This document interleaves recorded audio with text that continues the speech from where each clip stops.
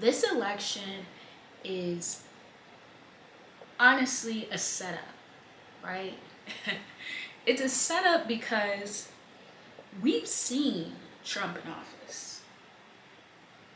We are currently with Kamala in office. So it's not even a setup of this guy's running again who's currently in office and this is a new guy. They're both not new to the White House, which is great because we have a clearer vision of what we can expect. What you really need to think about before you vote, right? With this same idea that one has been in office, one is currently in office, is how was your life during that time? How was your life during Trump's term, and how is your life now? Answer that. That's your answer, right? And here's where I want to get at. If you didn't like your life in 2016 and you don't like your life now, don't vote for either of them. We often, and I hear this from a lot of people, we're in a two-party system. Two-party system is an excuse. Is an excuse people use to not do outside thinking, to not do outside action. You want to remain in the in group. You want to remain in the norm, right? But the norm isn't normal. This isn't normal. People shouldn't be struggling to live. People shouldn't be begging for relief. People shouldn't be opting to live in a car because it's cheaper. We're in a car. Think about this. People are living in vans and cars because it's cheaper. We have a whole planet to ourselves. And people and politicians aren't prioritizing your living situation. That's a problem. But that's a problem you can fix with your vote. You're not using your vote correctly, right? It shouldn't be about what I know. No, you should test these people. If they can't commit to a promise that they've made you, they shouldn't be in office, right? This goes for presidents, this goes for Congress, this goes for everybody. If they cannot commit to doing what they said they were going to do, they don't deserve your vote again. If you're in office, you got 2 years and you're promising me that my rent is gonna go down if you don't work. 2 years is a lot of days. You got a lot of days to come up with that result if you want to be reelected. Because what's unfair is that you're promising me lower rent.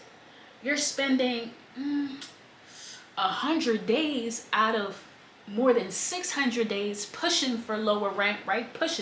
Right? Maybe you're calling people, but you're chilling in office, right? You're chilling. You shouldn't be chilling. You shouldn't be going on that family vacation to Cancun, or you shouldn't be enjoying, right? Because you're a public servant. Serve me. If you're not serving me, you gotta go. That's how we need to start voting. That's how we need to start voting. And it's starting with this presidential election. You did not keep your promise. Doing the same thing and looking for different results is insanity, right? Which is what I'd like to say about this two-party system. We've been back and forth, back and forth, back and forth, back and forth, back and forth, forth and back, back and forth, forth and back and forth for years. Life is not improving.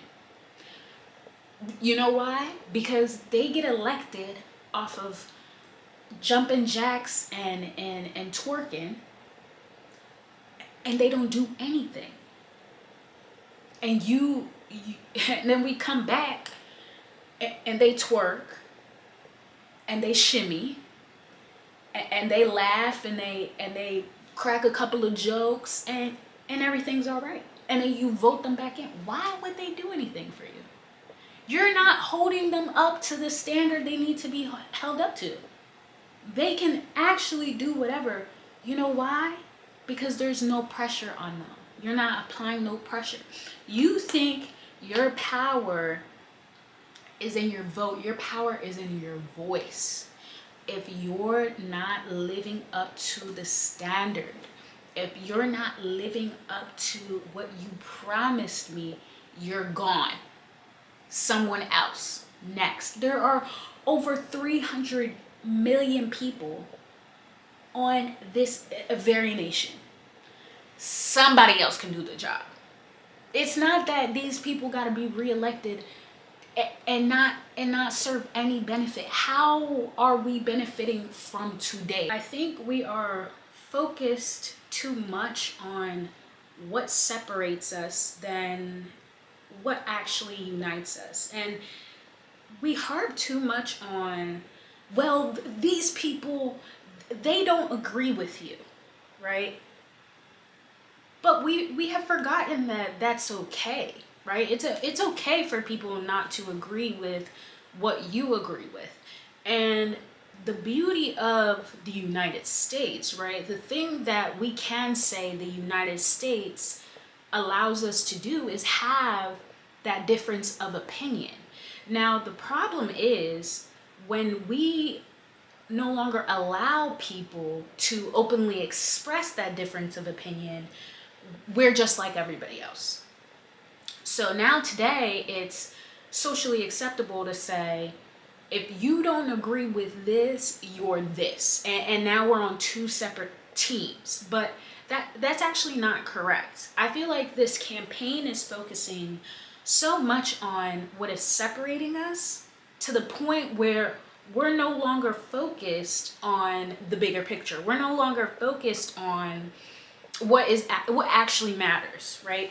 Because regardless of if you agree with me on abortion, or regardless of if you agree with me on a foreign policy, me and you are still paying $15 for grapes. Our commonality is actually what matters, right? When you go into office, you're not a president of one side. You're a president of a whole nation of people with different opinions and different values. And your job as president is to be a median, right? You're not supposed to be on one side. You're not supposed to be on the other. It's how I, as a politician, how I, as the president, can help you as the American people. That's your job. If you can only do that job for one side, you have no business being president.